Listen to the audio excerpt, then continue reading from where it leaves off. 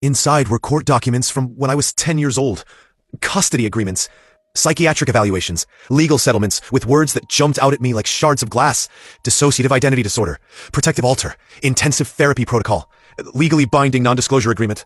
I spread the papers across the storage room floor and started reading everything, my heart pounding so hard I could hear it in my ears. One evaluation described how I'd been found at a park 2 towns over on a Tuesday afternoon, sitting on a bench covered in red, with no memory of leaving school or how I'd gotten there. Another document mentioned persistent violent episodes, directed at specific individuals, and recommendations for immediate psychiatric intervention.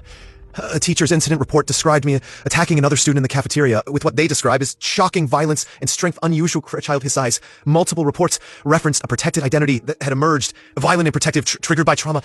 And then I found it. The original report that had started everything. Something unspeakable done by a teacher, Lean Richard Vance. Multiple incidents over the course of the school year when I was 9 years old. Reported by the school counselor after I'd finally broken down and told someone what was happening. I sat on that floor reading about what had been done to me, what I'd endured, how I'd fractured into pieces to survive it, and I couldn't breathe. My dad was crying, his face in his hands, saying, I'm sorry, I'm sorry, I'm sorry, over and over, but I couldn't hear him properly. Everything sounded distant and underwater. According to the documents, after I'd reported Gliax, something had happened. A split personality disorder had emerged, violent and protective. When the police tried to interview me about the abuse, this other personality had appeared and attacked the detective. The school had banned me from campus after I'd cornered Mr. Vance in his classroom and, according to the report, would have attacked him if other teachers hadn't intervened. My parents had taken me to Dr. Eleanor Brennan, a specialist in dissociative disorders and childhood trauma. The treatment had been intensive. Therapy, hypnosis, medication. The goal was to suppress the violent alter and help my primary personality take control. According to Dr. Brennan's notes, the treatment had been successful. The protective alter had been suppressed, sealed away where he couldn't emerge and cause harm. But the cost had been my memories.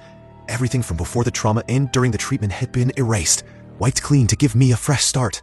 And the assault case, it had been settled out of court. The school district had paid my parents a significant sum, and in exchange they'd signed NDAs, preventing them from ever discussing what had happened publicly or with me. Mr. Vance had been quietly dismissed. No criminal charges filed. No public record of his crimes. He'd gotten away with it. I looked up at my dad, my voice barely working.